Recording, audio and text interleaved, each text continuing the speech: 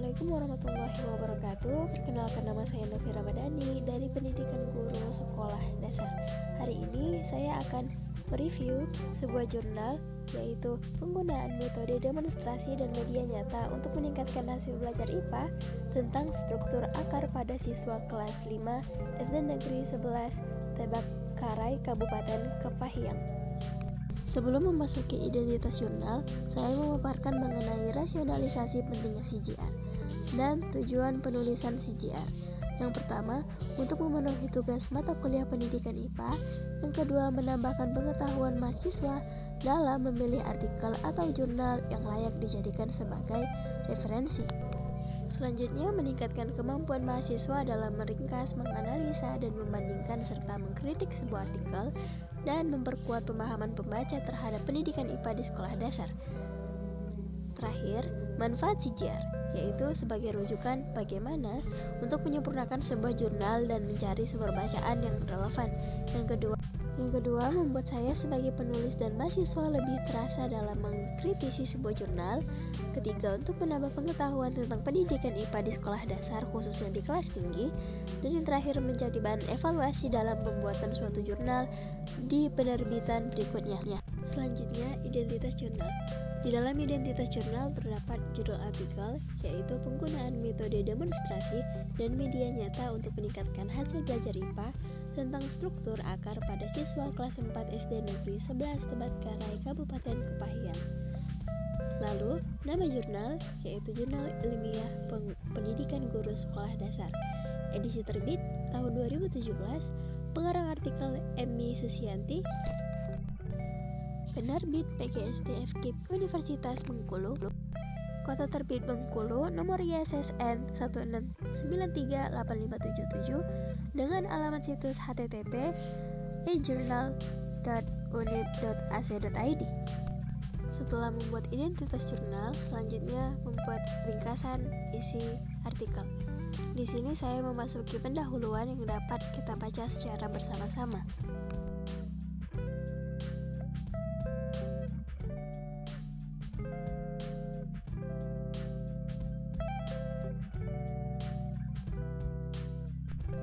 Selanjutnya terdapat deskripsi isi, yaitu penelitian tindakan kelas ini bertujuan untuk mengetahui kelemahan yang dilakukan selama proses pembelajaran agar dapat mencari solusi pada pembelajaran.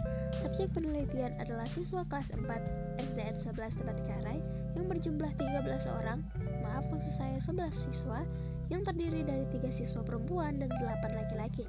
Hasil penelitian awal, ditemukan beberapa kelemahan selama proses pembelajaran yang dilakukan oleh guru, yaitu kurangnya kemampuan murid dalam memahami materi pelajaran, murid pasif dan berbicara sendiri, nilai prestasi belajar IPA, materi masih sangat rendah, metode mengajar yang digunakan guru masih cenderung ceramah, kurangnya minat siswa dalam belajar, dan kurangnya perhatian orang tua terhadap belajar siswa.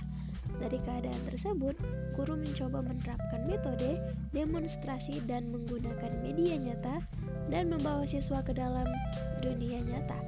Hasil penelitian menunjukkan bahwa metode demonstrasi dan media nyata dapat meningkatkan hasil belajar tentang struktur tumbuhan pembelajaran IPA kelas 4 sekolah dasar.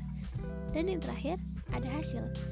Berdasarkan pada analisa data di atas, diperoleh bahwa minat siswa pada pembelajaran IPA kelas 4, khususnya tentang materi struktur tumbuhan dengan menggunakan metode demonstrasi, serta siswa dibawa pada dunia nyata atau alam sekitar, hasil belajar siswa semakin meningkat.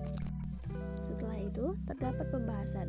Di sini terdapat pembahasan isi jurnal yang dapat teman lihat secara bersama-sama.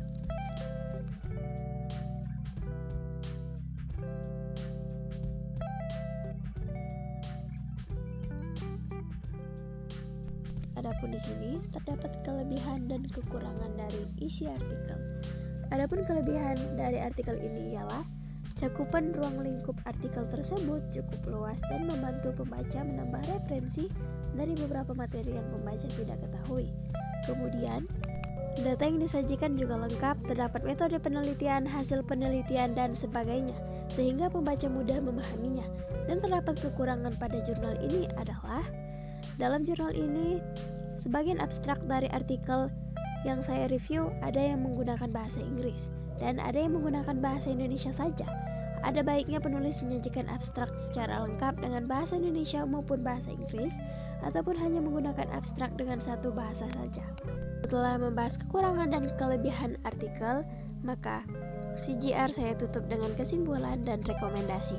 Sekian yang dapat saya sampaikan, semoga bermanfaat. Wassalamualaikum warahmatullahi wabarakatuh.